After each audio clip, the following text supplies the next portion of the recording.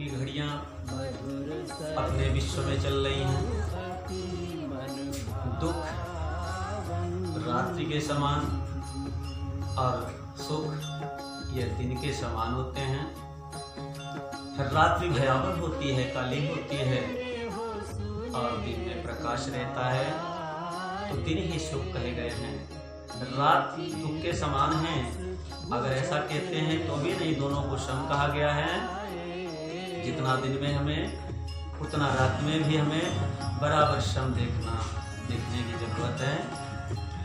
कहना चाहूंगा धर्म की रक्षा हम और आपके हाथों से ही हो सकती है। वेदों पर चलना, वेद रास्ताओं पर चलना, वेद के बताए हुए मार्ग पर हम और आपको ध्यान देना अति आवश्यक है। देखिए, आज नहीं, कलयुग आज 51,000 वर्ष बीत चुके हैं।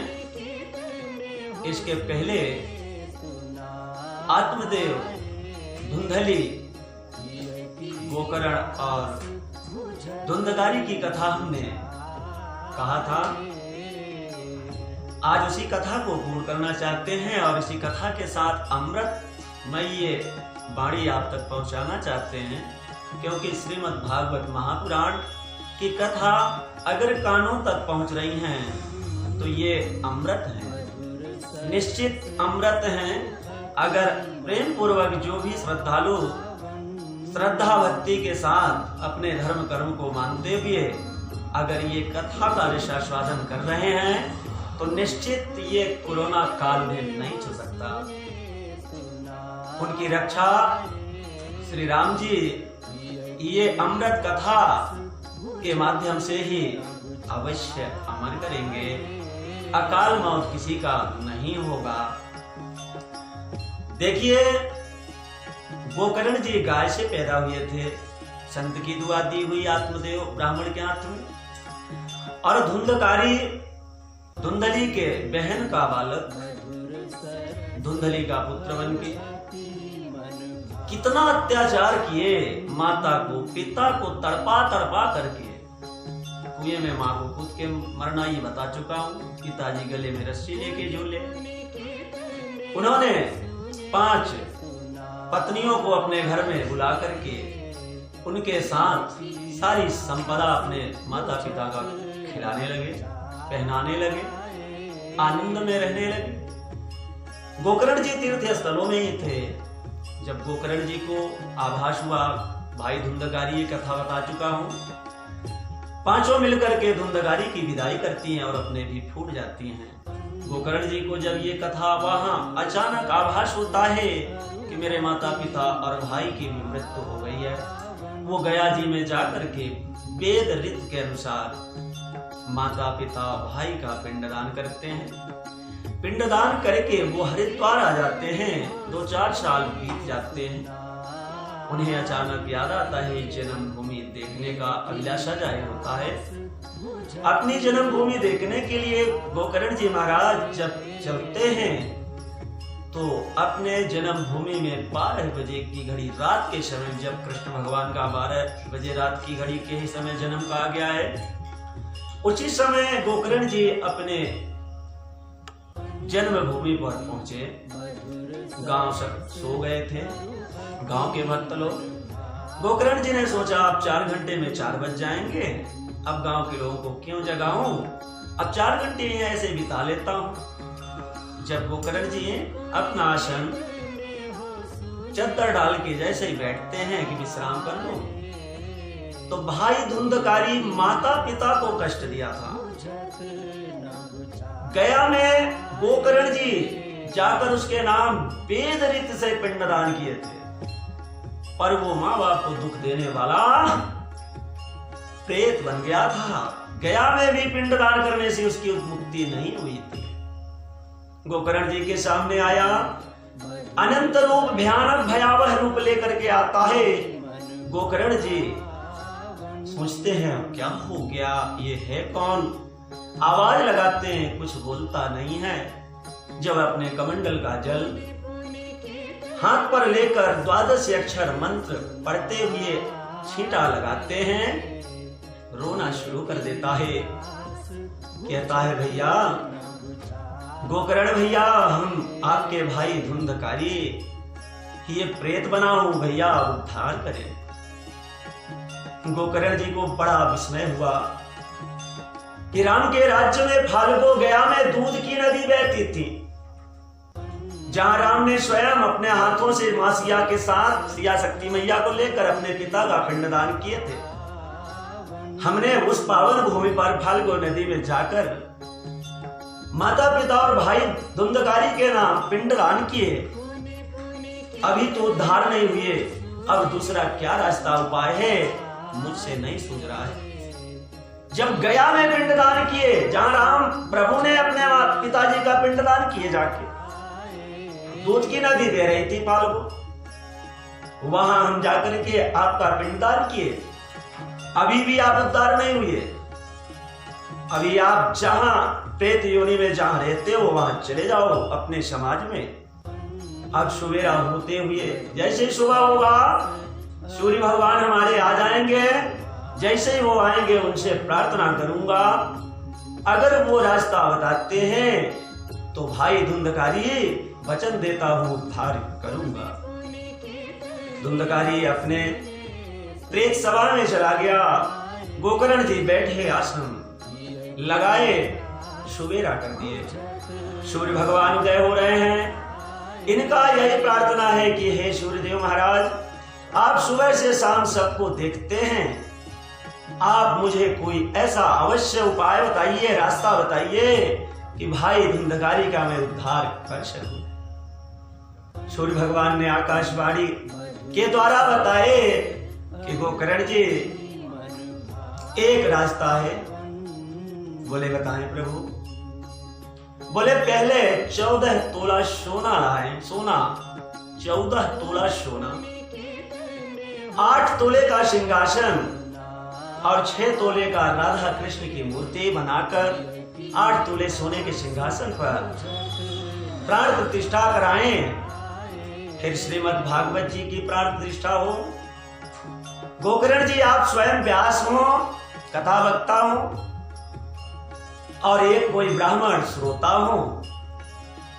अपने भाई प्रेत धुंधकारी को बांस में गांठ होती है बंधुओं, गांठ के ऊपर बांस काटते हैं तो बांस में छेद होता है। सूर्यदेव ने बताया कि हे गोकर्ण जी, भाई धुंधकारी को बांस के छेद में ही आवाहन करें, वो प्रवेश करेगा, और थोड़ा सा गड्ढा खुदवा करके बांस खड़ा कर दें। एक दिन की कथा बिना खाए पिए 24 घंटे वो सुनेगा, बांस की एक गांठ फट जाएगी। दूसरे दिन दूसरी गांठ बांस की फटेगी, तीसरे दिन तीसरी गांठ, चौथे दिन चौथी गांठ, 5वें दिन 5वीं गांठ, 6वें दिन 6वीं गांठ, और 7वें दिन बांस 2 टुकड़ा हो जाएगा। भाई धुंधकारी प्रेत देही से मुक्त हो, स्वयं धुंधकारी मनुष्य रूप में हो जाएगा। उद्धार यही एक रास्ता से संभव है। गोकर्ण जी कहे हे प्रभु आपकी जय हो। सुबेरा होते गांव के समस्त लोग गोकर्ण जी महाराज भगवान आए, हमारे गांव में भगवान आए कहते हुए आकर घेरा लगा लिए, दर्शन के लिए तड़प रहे थे। जब गांव के लोग समस्त आकर भगवान आए हैं, गोकर्ण जी कहते हैं हे बस्ती के लोगों, बड़ी दुख भरी बात, आप लोग भगवान कह रहे, मैं भगवान नहीं, मैं तो आत्मदेव ब्राह्मण का पुत्र हूं। मेरा भाई धुंधकारी प्रेत बनकर भटक रहा है। इस संकट की घड़ी में हम भाई को कैसे उद्धार करें, ये हमने सूर्य भगवान से रास्ता पूछा, और वो रास्ता सूर्य भगवान ने बता दिए हैं। मैं आप लोगों को सुनाना चाहता हूं। मेरे पास कुछ नहीं, एक मर्यादे का गमछा और एक मर्यादे की परदनी है, बाकी कोई धन दौलत नहीं है। और सूर्य भगवान ने बताया ये 14 तोला सोना लगेगा, भाई प्रेत योनि से मुक्त होकर वैकुंठ चला जाएगा। और 8 तोले का सिंहासन बनाना होगा, 6 तोले की राधा कृष्ण की मूर्ति बनवानी होगी, प्रेत भी उद्धार हो सकता है। गांव के लोग पहले के जमाने में भाइयों सोने का ही सिक्का चलता था, जिसे मोहर अधमोहर लोग कहते थे। इसके बाद चांदी के पैसे चले हैं इस धराधाम पे।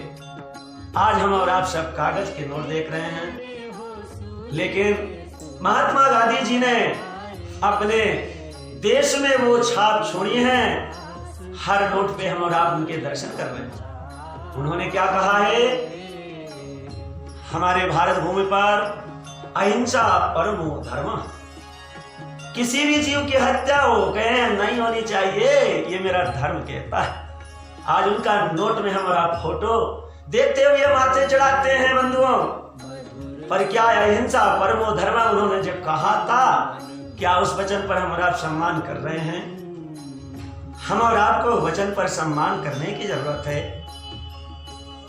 जब गांव के लोग सुने तो 14 तोला एक एक मोहर लेकर फिट कर 8 तोले का सिंहासन, 6 तोले की राधा कृष्ण भगवान की मूर्ति बनवा कर ले आए। प्राण प्रतिष्ठा हुआ, श्रीमद् भागवत जी का स्थापना हुआ। गोकर्ण जी महाराज व्यास हुए, एक श्रद्धालु श्रोता ब्राह्मण श्रोता हुए और बांस में आवाहन कर धुंधकारी को कथा प्रारंभ की गई। 7 दिन में बांस 2 टुकड़ा हो गए। गोकर्ण जी महाराज की सच्ची तपस्या प्रभु ने देखकर सुनकर प्रेत भाई को भी उद्धार करने के रास्ता दिए और प्रेत भी उद्धार हो गया। जैसे ही बाहर निकला, धुंधकारी अपने देह में आया, प्रभु के विमान आ गए, 5 पीतांबरधारी पार्षद आ गए।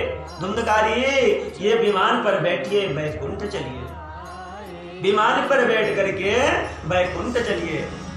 तो देखिए, धर्म और अपने कर्म पर चलने से ये अमृतमयी कथा कान में सच्चा मन लगाकर श्रवण करने से निश्चित काल नहीं खा सकता।